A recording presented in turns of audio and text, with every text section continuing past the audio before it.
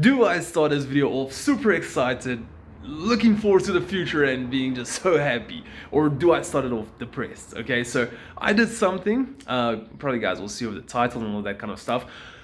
I did something, it cost me way much more money than I was hoping to spend and would have liked to spend. I mean, if it comes to the part where you like to spend a certain amount of money, it will always be little, but I had to go way above my comfort levels, okay? So the reason why I say I would be negative about it is because I was almost in the ball range by just adding a little bit more money and doing something much bigger. But there's a couple of factors, okay? So let's quickly start off. What did I do? There we go. I upgraded my turbo. Finally got my turbo back. That old turbo there is just a spare I have. We'll compare the two with each other. Not much big of a comparison. We're not gonna open the turbo and show the compressor wheel change and all that kind of stuff. So if you guys have been following the channel, I did break my turbo. Horrible story. Just overspin it, upgrading the actuator. So then basically I sent my turbo in. They kind of like upgraded it to max. There is some more upgrade potential in it. That's by if you go to the exhaust side and you actually upgrade I think they call it the turbine wheel, the exhaust side, the hot side wheel, and then they make it billet and all of that. But once you do that on the IHI turbos, they are most prone to crack. Even at stock, if you leave it for years and years and abuse it and all of that, even the exhaust manifold can crack then. So by doing billet on the exhaust side, you're probably most guaranteed that it's gonna crack and break. So I had to do a full upgrade on the intake side. They did so much work. We'll go and compare it now. They also did some machine working on the intake suction side of the turbo where it sucks air through the air filter. I want to see how much it actually worked there. That's why I've got the comparison. I'm just so excited to see it. As you guys can see, it's still wrapped up. I did have a quick look at it and there's some extra information I want to give you guys of what's been done and all that. But currently saying this turbo has been upgraded to its max without causing any reliability issues, without have to worry about, yes, the exhaust manifold will crack one day, but it's not like it's gonna crack and break now. Okay, let's quickly head over to the turbo. Oh yeah, the other thing I wanted to say was it was very expensive. I could have just literally added a little bit more money and we could have gone like a T3, T4 setup, but the car is gonna have to stand for like a month or 2 months for fabrication work and buying this and making this work and tuning. And currently we only have 2 cars. We don't have 3 cars anymore. So this is my daily. I need this car. My wife needs her car. So it's just one of those things, sadly. Anyway, let's go to the turbo. So here is the 2 turbos right next to each other, and oh, it looks beautiful. Absolutely beautiful. So we'll get into that turbo just now. I think the most important thing for us to do is first come to the paperwork. Because when you go pick up your turbo, you always get your paperwork first and then you get the turbo. So this is basically, okay, let's start off from the top. I did my turbo by Fostech. If you guys don't know Fostech, they're probably the best in our country. If you guys do know Fostech, Gabby was the one that worked on my turbo.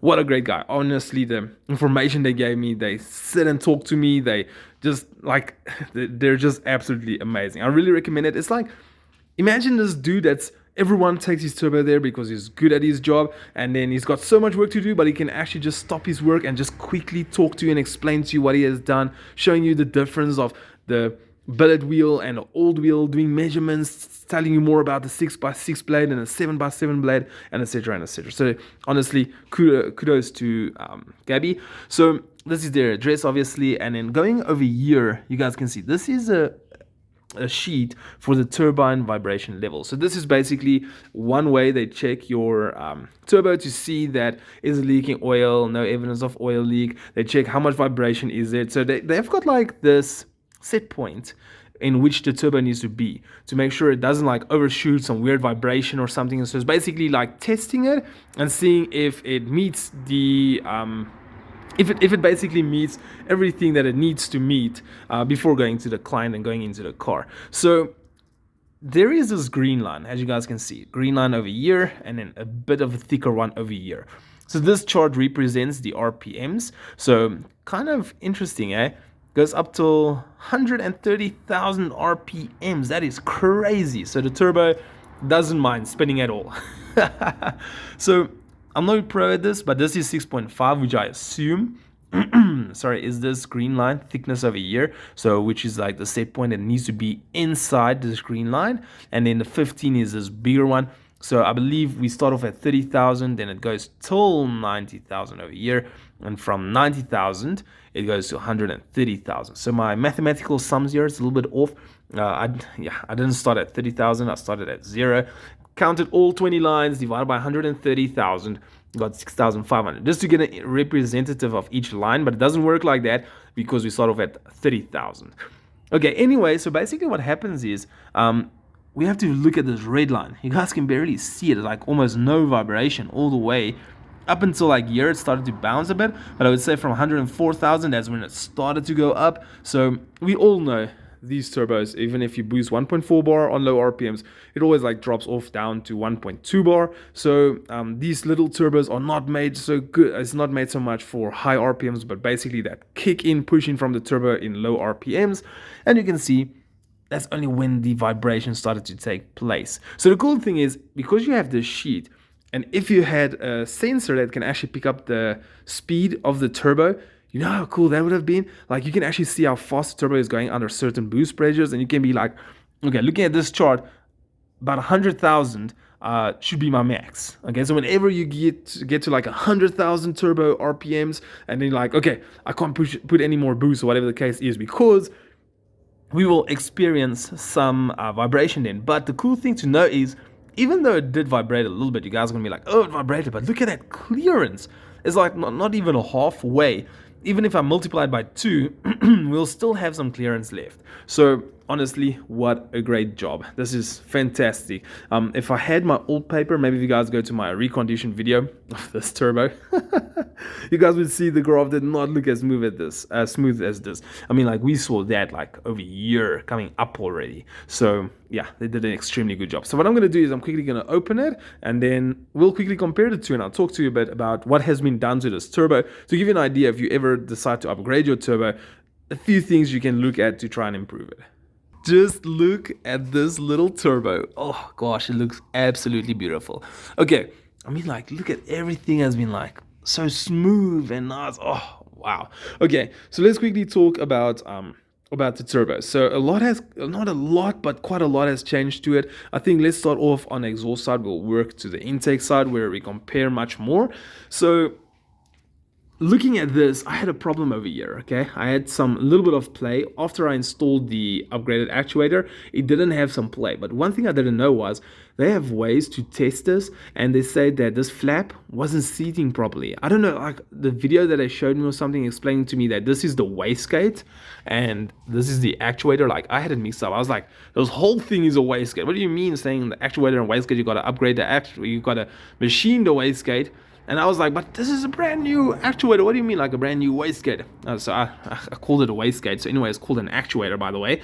So they say that the wastegate was actually leaking. So even when it was shut and like closed, I can't even move it, it was still leaking air, meaning that all the air that needs to come through from the engine, going in here at the back, coming through the turbine wheel, not all of the air came through there. Even though it was closed, there was still air leaking out around it. So they actually had to remove the flap, machine literally that part, machine it flat with probably like a CNC machine or whatever, and then I had to machine the flap or get a brand new flap. This looks actually new, if you ask me. So get a new flap and then put it in. So that's basically one of the problems I had here on the exhaust side. I never even knew about it. I didn't even know that you can do tests like that and all that kind of stuff. Turns out now I know, and you know as well. So looking at the wheel here, the wheel is a stock standard wheel, obviously just a brand new wheel and all that kind of stuff. They didn't upgrade it because, like I told you guys, as soon as you upgrade the exhaust side of the turbo, you're gonna crack. You get mostly cracks. If you open this wastegate flap, you get cracks over there. You get cracks on your manifold, like in the middle here or wherever the case is. So they are really prone to crack. So going over, so we're done with this part now. Oh yeah, just to show you guys an example. So once your wastegate, where is it?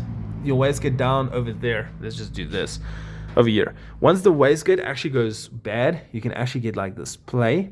As you guys can see, this one doesn't even seat properly anymore. So that was the same problem I had with the stock one, with the stock actuator, that I had a little bit of play. And then also on there, because yeah, remember the stock one, like this one, the shaft doesn't have the threads of the bolt to make it tighter.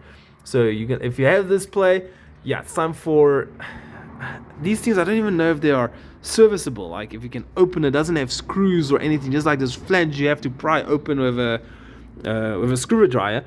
But anyway, I'll rather just go for the upgrade. And then, yeah, that's how you get rid of it. And then even when I got rid of the play, it was still leaking air. Okay, so let's quickly continue. So going to the intake side, they upgraded the compressor wheel. If I'm not mistaken, the sizes is 6mm wider, 6mm the exducer and the inducer, and then also the stock one has a 6x6, which means it's got 6 long fins and 6 short fins, where the upgraded one has 7 long fins, 7 shorter fins. So it can scoop more air, the design is better, it weighs less, can spin quicker, and spool up quicker as well. So that is a great upgrade for this car. And then obviously right over here, this is the same. I do actually have the upgraded one. The muffler delete is also a bit bigger. Problem is my boost pipe, yeah, it won't work with my boost pipe. So this one, this is just that coupling that was there is just off, so it doesn't matter. Okay, going on further, this part over here actually broke off when I removed the turbo. Very, very brittle part. It looks like it never broke off. I mean, that's beautiful. Where's this one? You guys can't see it. It's right over here. But anyway, it looks like it never even broke off. I also had a screw. I think it was this one over here. This one, yeah. There's the helicoil. So this screw was stripped. They repaired it for me. So I put a helicoil in it. So super happy about that. So what I want to do is what I want to show you guys as well is let me quickly just turn it. So apparently he told me, and I never checked this without you guys, literally just removed it now. So he said he did some machining here as well. He said there's a lot of lumps and stuff in here. So obviously those lumps, just as the air just gets sucked in, it like bounces the air around before it goes to the turbo and all of that. So if you guys look at it, that's pretty darn smooth. So this little dot you guys see here is for the vacuum side to the N75 valve. But just look at that, looking good. Okay, moment of truth. Let's see. Oh, what? Look at that. This is like a massive lump. Like, do you guys see that? That is, whoa, this guy did actually a massive machine work. You're freaking kidding me. So that is crazy. I did not expect that. I can't even remember it was this big. Wow, now I'm freaking excited. So he remachined that whole part to make it so much smoother. That is crazy. Okay, also because they upgraded the compressor wheel, they also had to remachine the housing. So inside the housing was actually made a bit bigger, and then the whole thing was like ported. As you guys can see, it's extremely smooth. Even if I feel it, there's no roughness and stuff to it. So they like ported the whole thing, made it bigger to fit the wheel, obviously. So this one you can consider the whole intake side has been upgraded, and then also just once I get my bigger boost pipes, whatever the case is, my boost system, we'll upgrade the muffler delete. But anyway, so we have upgraded the whole system. We've got the upgraded actuator, and the exhaust side is fixed now. So this turbo should boost, please, I beg you, boost, especially for that price I paid. Also, I broke my this turbo because I had the red spring in it. So I talked to him and I'm like, okay, so basically over here, this one can do 1.2 to 1.7. So I told him I would be happy with 1.4, and then it drops off to 1.2. So he told me that because of the N75 valve, if you guys don't know the valve, it's this one right over here. This part over here broke off. Where is it? Broke off there. So it's 3 pipes, 1, 2, 3 pipes. So he told me that the N75 valve can still help with boost. So even if I put in the blue one, which is 0.9 to 1.3, as you guys can see, it's close to 1.4, and then it can drop off to 1.2. It's within the area, because with these turbos you got to consider the high RPMs much more than the lower RPMs, because yeah, the N75 valve can actually keep it close for that bit, just to ramp the boost up a bit and then drop off to 1.2. So anyway, the blue one is the one that's in. The red one, he said, yeah, that is like full blast and all of that. He actually did also do like a pressure test on it. So just to tell you guys a little bit about these upgrades, actuators, they are probably considered as Chinese actuators. He says that when it opens, he doesn't like the way it opens completely. He says it's just probably because it's still brand new. He says when it opens, it's not like opening smoothly. It's like it doesn't open and it opens and then moves smoothly. So he says that after some time it will just from the opening and closing, it will start going smoothly. So it's not a concern. So it's just something to tell you guys. And then with the spring in of the blue one, which is 0.9 to 1.3, he basically saw that it opens at 1 to 1.1 bar. So that means even if the boost drops off from 1.4 to 1.2 bar, it should still be good. The N75 valve is going to do a little bit of work, but it's not a big problem. So also these ones, they fit beautifully. There was a small problem with it though. Hold on quick. Okay, so the problem they have is, as you guys can see, they basically go and turn in here. So before, and I don't know if it's on the other video, I got so little thread. Like this threaded part was only going in like over there. So it was like really kind of bad and horrible, because it can literally, from all the up and down movement, the wastegate flap trying to hold it, those threads can just like break off completely because it's not in properly. So what he actually had to do was, imagine a brand new thing, but I told him go for it, we have to do it.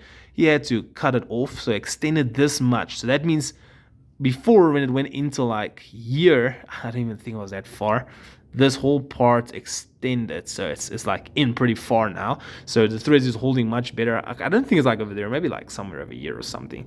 So it's much further in, so he had to cut it off and extend it. So these ones are actually like exactly for this turbo, the RF5 or RH5, whatever it is. So did research, and it is the one for this turbo, but it was way too small going in over here. And believe it or not, that this rod they gave with is actually longer than the rods that you usually get with on other kind of actuators. So it's like they did give the longer one, but it wasn't long enough. Also, other problem was right over here, this is supposed to be round, okay?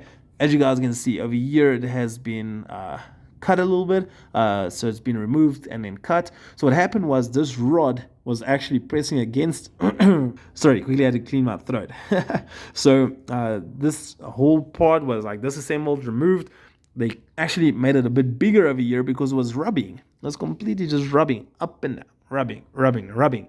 So which is obviously in that case is gonna cause some friction here. It's not good for the housing, not good for the shaft, not good for the spring and all that kind of stuff. So they had to do that as well. That was a lot of words. My voice is gone, but I'm super excited. I can't believe how they have opened this part. That is ridiculous. I cannot believe it. Anyway, oh my voice is gone now. I'm so excited. Okay, so I think it turned out to be a good thing, my dirty little A4. So, okay, this is it for the video. Hope you guys saw a lot here. So what you can do, what you should watch out for, the upgrade. Also, these actuators, you can also get the Forge actuator upgrade, which is basically a little bit more expensive, but even Gabby, the guy at Fastec, told me even when they put Forge actuators in, sometimes they must also be modified. Not usually with the length and stuff, but they also have their kind of twists over here. Maybe it doesn't get, it's not lined properly, or here where the plate bolts to the turbo. There's always something. So he said this is minor to just cut it off. And I must say, he did actually a pretty darn good job here. Like, I wouldn't have been able to do any job better. This is like really small and all that kind of stuff. He did a great job. And then seeing that is also, you can see this guy knows what he's doing. Anyway, guys, thank you so much for watching. I'll see you in the next one, or hopefully we install it in the car.